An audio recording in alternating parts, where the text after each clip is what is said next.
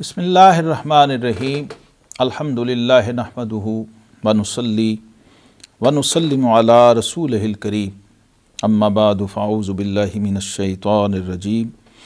بسم اللہ الرحمن الرحیم رب اشرح لی صدری ویسر لی امری واحلل عقدۃ من لسانی یفقہوا قولی مولاي صلی وسلم دائما ابدا علی حبیبک خیر الخلق کلہم۔ محترم ناظرین، آج کی گفتگو حضرت ملا علی قاری رحمہ اللہ کی ایک عبارت اور ایک ان کے قول سے متعلق ہے جو اصول حدیث کے ذیل اور ضمن میں آتا ہے، اور ہمارے ایک فاضل دوست نے اس کی طرف توجہ دلوائی تھی جب موضوع روایات کے حوالے سے سوشل میڈیا پہ ہم نے اپنی کتب کے ٹائٹل شیئر کیے اور ایک پوسٹ لگائی، تو انہوں نے بطور سوال کے اور پھر اس کے بعد اپنے سوال کی تشریح میں موضوعات کبیر ملا علی قاری کی جو کتاب ہے الاسرار المرفوعہ فی الاخبار الموضوعہ جس کا نام ہے، اور یہ قدیم بھی چھپی ہوئی ہے مطبعہ مجتبی دلی سے، جس کی عبارت میرے سامنے ہے اور نسخہ بھی میرے سامنے ہے، اور جدید بھی اب چھپ چکا ہے اس کا نسخہ، اس کا غالباً صفحہ 207 انہوں نے شیئر کیا تھا، جس میں ملا علی بن سلطان القاری رحمہ اللہ انہوں نے ایک عبارت لکھی کہ ان المجتہد اذا استدل بحدیث علی حکم من الاحکام فلا یتصور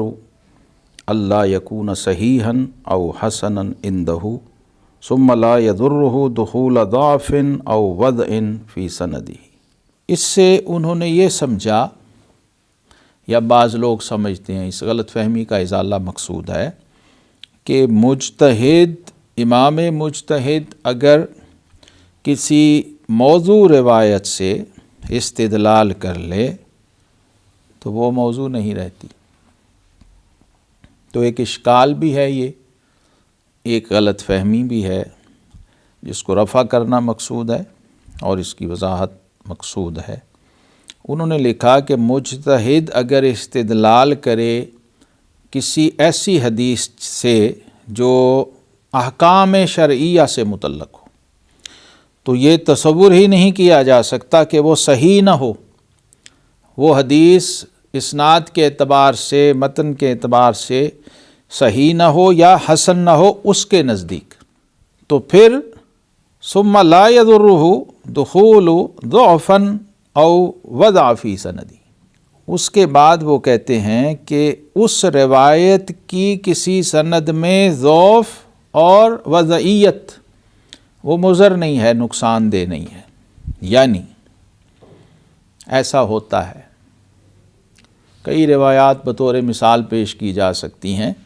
میں ایک مشہور روایت عرض کر دیتا ہوں اور پھر اس پہ بھی کسی وقت گفتگو کر لیں گے۔ مشہور روایت سیدنا علی المرتضیٰ شیر خدا مولا علی رضی اللہ تعالیٰ عنہ کی شان میں کہ انا مدینۃ العلم وعلی بابہ، تو اس روایت کی مختلف اسناد ہیں،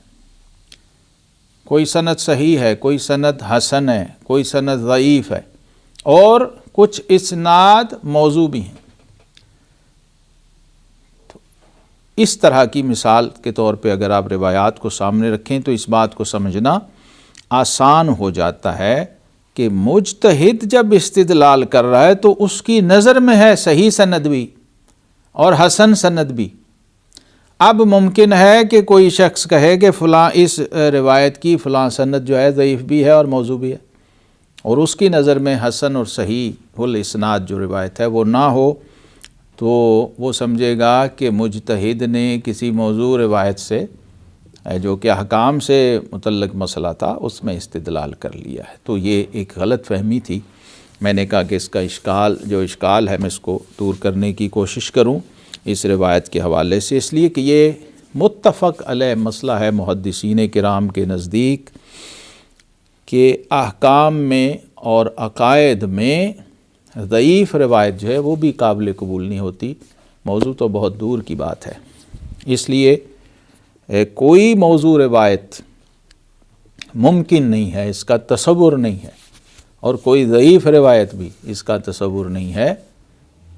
کہ کوئی امام مجتہد جو ہے احکام میں اس سے استدلال کرے۔ ضعیف روایت سے بھی اگر وہ کرے گا تو یقیناً اس کی کوئی صحیح الاسناد یا حسن الاسناد سند اس کی نظر میں ہوگی۔ تو ہم حسن ظن یہ رکھتے ہیں کہ ہو سکتا ہے وہ سند ہمارے علم میں نہ ہی ہو اور اس امام مجتہد کی نظر میں ہو، اس لیے ہم ان پہ اعتماد کرتے ہوئے اس مسئلے کو تسلیم کرتے ہیں اور اس پر عمل کیا جاتا ہے۔ امت کے علماء اور ائمہ کا یہی طریقہ ہے۔ وصلی اللہ تعالی علی النبی الامی وعلی آلہ وصحبہ اجمعین۔